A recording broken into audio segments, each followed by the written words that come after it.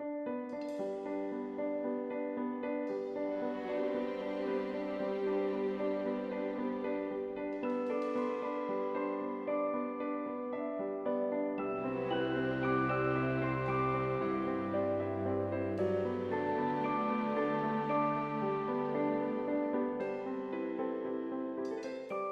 voyage of the Dawn Treader begins with one of C.S. Lewis's most famous lines. There was a boy called Eustace Clarence Scrubb, and he almost deserved it. Eustace Clarence Scrubb, the boy we get to know over the course of the book, is extremely pompous and annoying.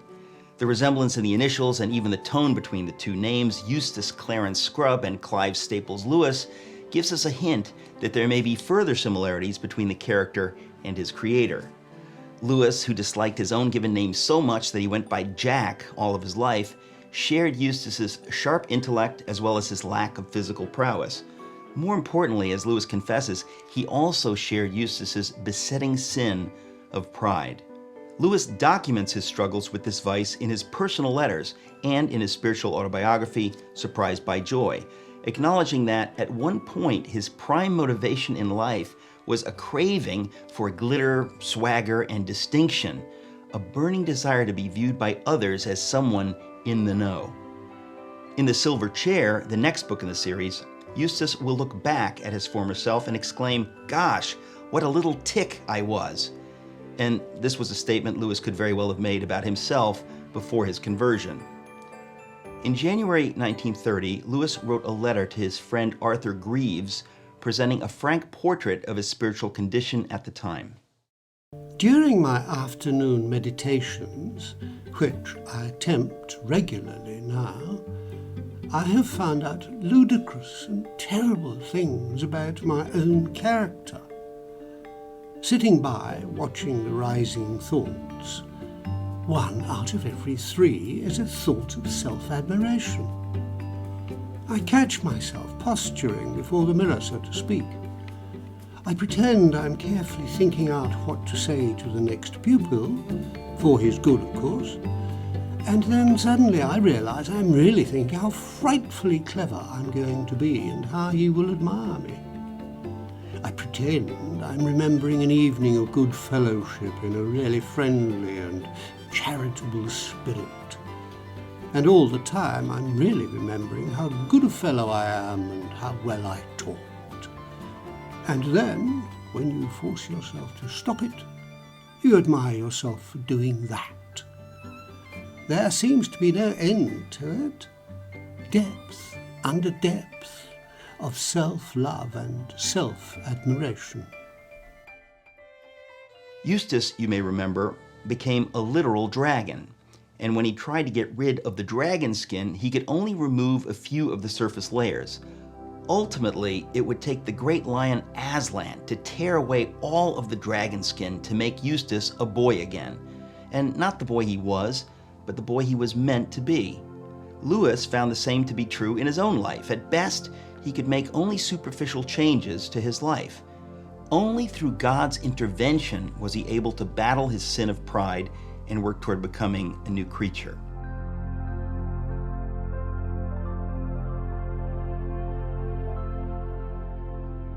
In this session, we turn to Book 3 of Mere Christianity, Christian Behavior, and we look at what Lewis says about pride, or as he calls it, the great sin.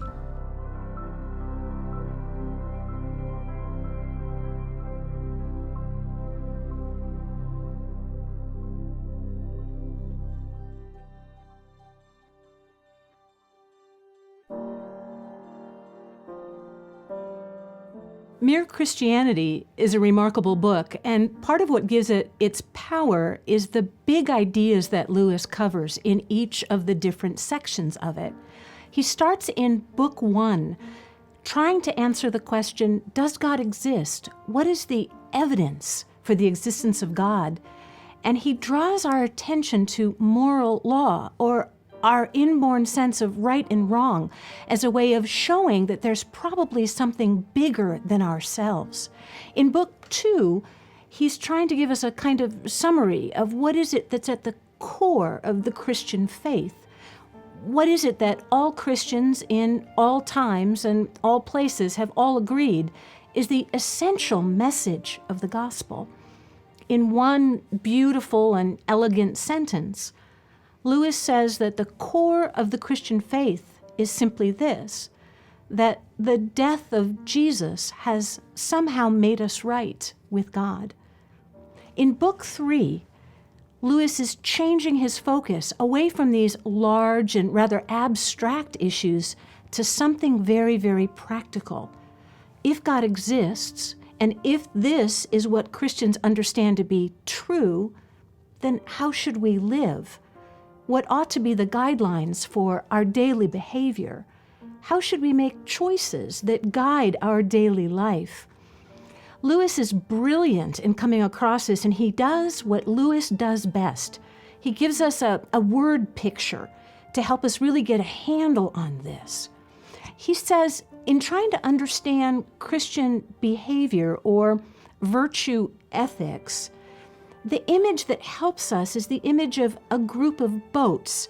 Think about a group of boats moving together across a large sea. He says that the rules for behavior for these boats as they move together in formation are rules that allow them to keep from colliding into one another, doing all kinds of damage to one another, or, on the other hand, sort of drifting apart and losing formation altogether.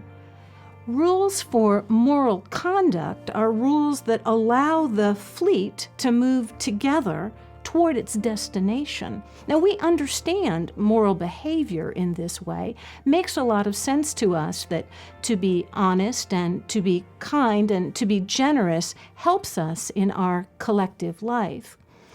But Lewis says that's not quite enough. That's not enough to really take this fleet where it needs to go. There's something else that's necessary in order for these boats to be successful. And that's the individual boat within itself. Is the boat seaworthy? Is the boat in excellent condition?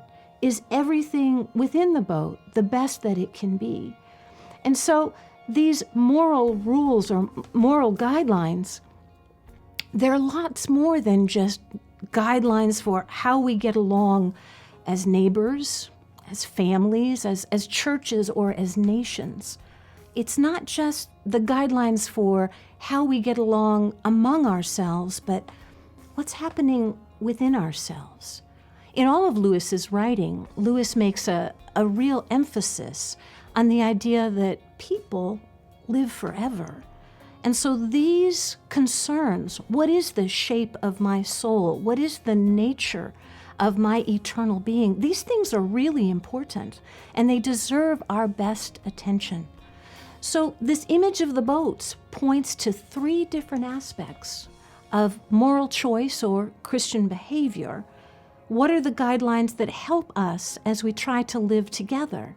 Second, what are the things that help me to be the best that I can be?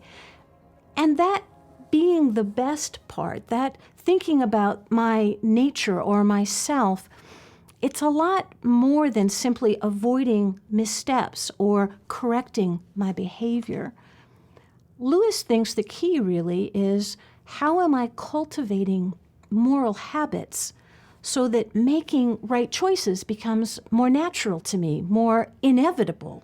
So no matter what situation I'm in, I tend to be kind, or I tend to be thoughtful or generous. Lewis is tying us into a very large sense of goodness, and that goodness has its root, ultimately, in that third thing, that big picture, that overarching purpose. In terms of that group of boats, Lewis says, it's the idea of all of those boats heading in the same direction together in the right destination for some overall purpose. So moral choices have to do not just with getting along with others or how I tidy up my own life, but how my life and my life in relationship relates to these larger purposes, the ultimate purpose of life.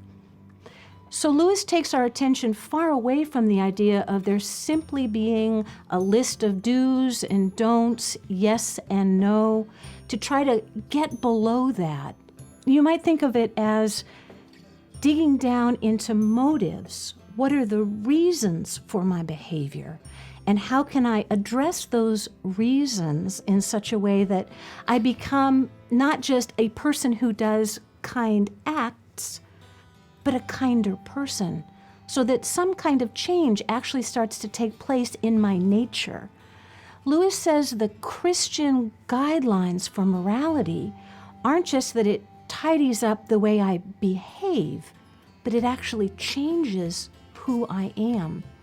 So by exercising that soul, by more and more actions of kindness, of thoughtfulness, of generosity, of goodness, I begin to become naturally the kind of person who engages in these, who radiates that kind of goodness, just as kind of the default setting. And that has eternal consequences because people live forever. And so that inner light, that inner goodness, that inner nature as it radiates out helps us understand then what Lewis is talking about when he talks about ways that human beings go wrong. It gives us a different perspective of sin than simply a checklist of some kind for negative behaviors. If moral behavior is that which promotes goodness in our soul, then immoral behavior or sinful behavior is problematic not because of the way that God keeps score or this sin nature is part of displeasing God, although that may be the part of the case. But what Lewis continually draws our attention to is this. As eternal beings, those choices that we're making, good choices or bad choices, are changing the kind of person that we're becoming. So acts of kindness or generosity or thoughtfulness are changing us to become more thoughtful, more generous, more kind people. And in the same way, letting loose our anger, our frustration, our irritation, indulging in our envy of one another. These kinds of things become problematic not because of the behavior as much as that underlying motive and the way that it shapes our soul ultimately in terms of the kind of person that we're becoming. So when we're dealing with sin, Lewis gives us two particular helps that I think are really rather remarkable. Here's the first. That if we want to overcome an area of sin in our life, an area where we struggle, Lewis says, rather than engaging in that struggle, think of the opposite virtue and pursue the virtue. If we find that we have a tendency toward pride, then we think about humility as the opposite virtue, and we cultivate that. That crowds out the tendency to be proud. If we tend to be envious, we think about opportunities to promote and bless and support one another.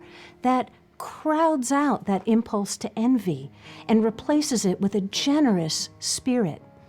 Lewis is following Dante's example here. Lewis thinks of himself largely in medieval terms, and he invokes the teaching of a medieval fellow in order to help to promote this idea. Dante says that if you want to overcome sin, the way to do that is to think about virtue, pursue that, and in doing so, you'll be turning your back on sin. When we understand the motive of goodness and the way that these things shape our souls, it becomes easier to understand why Lewis puts such a great emphasis on one particular sin, and that's the sin of pride. Pride, he says, is the base or the foundation, like the foundation of a building. It's the foundation of all other sin, because sin in its nature has to do with being self-absorbed. When we talk about pride, we need to counteract some of the misunderstandings that people have about the nature of pride. To feel good about oneself or to have self-esteem isn't the same as pride. That's not what Lewis is talking about at all. In fact, he suggests that the less self-esteem you have, the less good you feel about yourself, the more likely you are to want to puff yourself up, put emphasis on yourself, and put yourself out there in order to get attention and affirmation from others. But that's not pride, that's vanity. Pride is that tendency to be self-absorbed, to think about myself, to think about myself to the exclusion of others that I'm in relationship, or ultimate concerns like God and God's priorities. A person who's proud doesn't have the leisure to think about how to serve, how to be kind, how to reach out to others, because their focus is entirely on themselves. That self-centered state of mind is what's at the base of so much of the other things, the other sins, the other attitudes that are problematic in our lives. And what Lewis is inviting us to is to think not so much just about behavior, but to think about the shape of our souls, the character and nature of the lives that we live, and to connect our concerns with the larger concerns of life. So from Lewis's point of view, pride is the great sin. But it's important that we understand what he means by pride. Feeling good about our accomplishments, feeling good about ourselves, even enjoying the praise and positive encouragement of other people. That's not pride. Pride is a self-centered state of mind. It's self-absorption. It's thinking about every situation and every aspect of my life in terms of me. What do I think? What do I want? What do I need? It's ultimately setting a course for our life that's based on self-indulgence. So what is Lewis's advice for us if we want that to not be the guiding principle of our life? Lewis says that we can get out of that state of mind by focusing on the opposite virtue, the goodness that counterbalances that tendency that all of us have every day, all the time, to think only in terms of our own interests. That opposite virtue is humility. But humility is not thinking less of myself, putting myself down, apologizing for myself. Humility is focusing on the needs of others, is turning my attention away from my own concerns, my own self, how I'm being perceived, what people are thinking, and thinking more increasingly every day about how I might serve, how I might encourage, how I might help the people that I encounter. That's how I get to a place where increasingly my habits are to care for others and to reflect the genuine love of God in the various situations that I find myself in.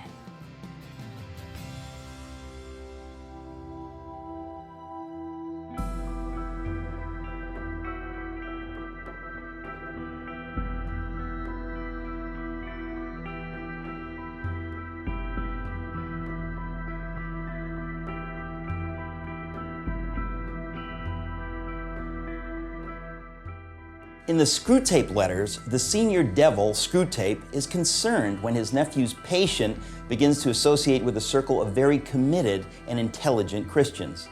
Screwtape warns his nephew about the powerful influence that friends can have on this new believer. He warns that the influence of this group of more mature believers could completely undermine their diabolical strategy to get him to fall back into his old ways. Lewis, of course, had his own very special circle of Christian friends who provided both encouragement and correction. They often met right here, in fact, just here behind me, at the Eagle and Child, or the Burden Baby as they call it. Beginning as a discussion group of writers who reviewed each other's works in progress, they also gave help and advice with personal matters. They call themselves the Inklings. Lewis's brother, Warnie, provides what may be the best surviving description of a typical meeting. The ritual of an Inklings was unvarying. When half a dozen or so had arrived, tea would be produced, and then, when pipes were well alight, Jack would say, "Well, has nobody got anything to read us?" Out would come a manuscript, and we would settle down to sit in judgment upon it. Real unbiased judgment, too, since we were no mutual admiration society. Praise for good work was unstinted, but censure for bad work, or even not so good work, was often brutally frank. To read to the Inklings was a formidable ordeal. J.R.R. Tolkien was a member of the Inklings and often read his ongoing saga called The Lord of the Rings to the group, right where we are. Lewis knew well the importance of surrounding himself with solid Christian friends in whom he could confide. His many letters suggest that their prayers and advice made all the difference in his spiritual journey. In this session, we looked at pride, the great sin. One check for this great sin, as Lewis knew, is to have friends who will remind you who you are and whom you have been called to serve. In our next session on Christian behavior, we turn from a great vice to a great virtue as we look at Christian hope.